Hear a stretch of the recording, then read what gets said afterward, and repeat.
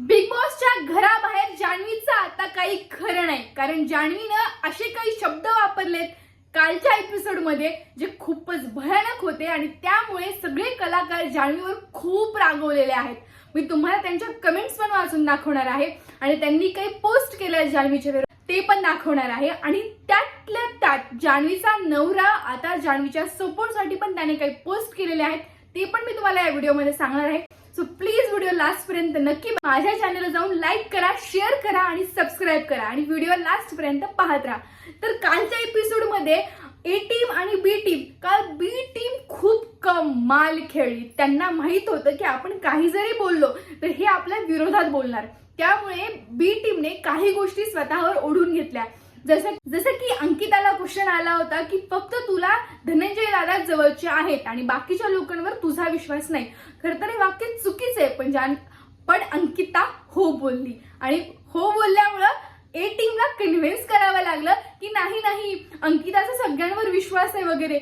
इथे बी टीम खूप कमाल खेळली आणि ए टीम मध्ये आला आडवा इगो। त्यांचं इगोमुळे त्यांनी खरी खरी उत्तरं दिली की गेमचे रूल होते, बी टीमने त्यांना निगेटिव्ह बोलले आणि मग त्याच्यामुळे ते खूप भयंकर चिडले। पण ज्या पद्धतीनं काल बी टीमने गोष्टी हँडल केल्या त्या खूपच कमाल होत्या। म्हणजे इकडे हे चिडत होते ए टीम वाले आणि बी टीम वाले हसत होते, मस्त त्यांचं हसत खेळत असा गेम सुरू होता। कोणीच त्या गेमला सिरियस घेत नव्हते, पण त्यांच्या हसण्यामुळे ए टीमची चिडचिड भयंकर वाढली होती। सगळ्या गोष्टी झाल्या, त्यामध्ये आपल्या निकीचं आणि अरबाजचं भांडण पण झालं, त्यावर पण मी व्हिडिओ बनवला आहे, तो पण व्हिडिओ खाली तुम्ही लिंक दिलेली आहे त्यामध्ये जाऊन बघू शकता। आणि त्यानंतर आले जान्हवी मॅडम आणि जान्हवी मॅडम जे काही सुरू झालं त्यांनी असे काही शब्द वापरले ते खूपच भयानक होते। चक्क जान्हवी पॅडी दादाला बोलली तुमचं आयुष्य ओव्हर ऍक्टिंग करण्यामध्ये गेलंय आणि तुम्ही इथं पण येऊन ओव्हर ऍक्टिंग करताय। यार, ही जान्हवी स्वतः एक ऍक्टर आहे आणि ऍक्टर असून सुद्धा ही पॅडी दादांना अशी कसं काय बोलू शकते, हे खूपच भयानक होतं। म्हणजे ज्यावेळी मी हे टीव्हीवर पाहिलं लाईव्ह त्यावेळेस मला वाटलं ओ तेरी ही काय बोलली पोरगी। आणि जसं मी मोबाईल ठेवला, जसं की टीव्ही बंद झाली, तो शो संपला, त्यानंतर सोशल मीडियावर सगळीकडे जान्हवी खूप जास्त ट्रोल होतीये तिच्या या वाक्यामुळे। तुम्हाला काय वाटते प्लीज कमेंट मध्ये नक्की सांगा। आणि त्यातल्या त्यात आर्याने काल स्टँड घेतला पॅडी दादांसाठी। आर्या हुन जान्हवीकडे गेली आणि तिला बोलली की तू त्यांच्या करिअर बद्दल असं कसं काय बोलू शकतेस, हे खूप चुकीचं आहे। त्यावर जान्हवी अशी इरिटेड होऊन फुट असं बोलत होती। मला तर राग येत होतं की कायच करू मी या जान्हवीचं आणि काय करू या आर्याचं। पण आर्यानं जो काही स्टँड घेतला ते मला खूप आवडलं, पण त्यावेळी सुद्धा बी टीम मधले लोक आर्यासोबत स्टँड राहिले नाहीत, याचा खरंच खूप राग आला। पण खरंच पॅडी दादाने ती सिच्युएशन ज्या पद्धतीने हँडल केली ना त्याची तर मला खूपच कमाल वाटली। बरोबर आहे ना त्यांचं, ते असं बोलून त्यांच्या ऍक्टिंग स्किल किंवा त्यांच्या करिअर बद्दल स्वतःच्या तोंडून नाही सांगू शकत, पण आज त्यांच्यासाठी अख्खा महाराष्ट्र बोलतोय, सगळी इंडस्ट्री त्यांना सपोर्ट करते आणि सगळेजण जान्हवीच्या विरोधात आहेत। यावर तुम्हाला काय वाटतं प्लीज कमेंट मध्ये नक्की सांगा। आणि मी तुम्हाला आता एक पोस्ट दाखवणार आहे जान्हवीच्या नवऱ्याची की तो त्यामध्ये काय बोललाय। साईडला तुम्हाला ही पोस्ट दिसतच असेल की त्यामध्ये डिटेल सांगितलेलं आहे की तिचा नवरा एक्झॅक्टली काय बोलला, पण त्याची खूप सारी पोस्ट आहे, मी तेवढं वाचून नाही दाखवू शकत। मी तुम्हाला मुद्दे सांगते। जान्हवीने जे शब्द वापरले ते चुकीचे होते, एखाद्या व्यक्तीच्या करिअर बद्दल बोललं नाही पाहिजे, पण त्याचं म्हणणं आहे ते घरच असं आहे, ती सिच्युएशन अशी होती की ती रागाच्या भरात बोलून गेली, त्यामुळे तिला जज करू नका।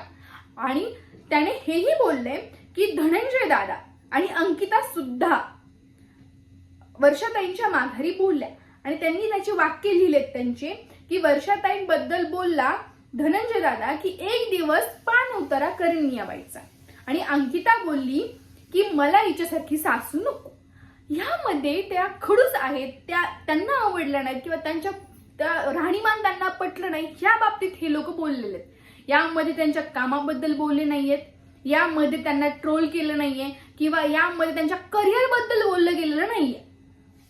सो त्यामध्ये त्यांनी तो त्यांचा मुद्दा मांडला आणि ते त्या पद्धतीने त्यांना वर्षाताईंना ट्रीट करतात, इज्जती ट्रीट करतात।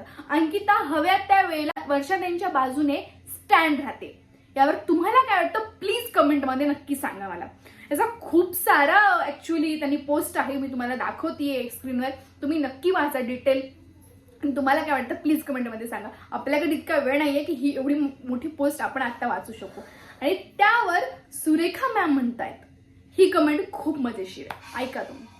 कोण आहे ती जी बी टीमला भीक आणून देईन म्हणते? कोण आहे ती जी डीपीला गेट उघडू का विचारते? कोण आहे ती वर्षाताईला म्हणते तुम्ही चुकलाल की तुम्हाला मी योग्य दिशा दाखवेन? कोण आहे ती जी पंढरीनाथला आयुष्यभर ओव्हर ऍक्टिंग करून आता इथे ओव्हर ऍक्टिंग करायला आलायस म्हणते? काय कर्तृत्व आहे तिचं? कसला माज आहे हा? बिग बॉसचा आशीर्वाद आहे का हिला? रितेश भाऊ जरा आवाज वाढवा, आज मी मनापासून मांजरेकरांना मिस करते. ते असते तर त्यांचे शब्दच असे असतात की कोणाची हिंमत नाही होणार परत कोणाला असं बोलायची. शब्द ऐकूनच त्यांची डॅडॅश ओली झाली असती. वा रे वा, अशा लोकांना पाठिंबा दिला जातोय, त्यांना काहीच बोललं जात नाही. या शनिवारी पाहायचं आहे यावर काय बोललं जातं की नाही, की पुन्हा तेच तुमचा मुद्दा बरोबर आहे हे बोललं जातंय.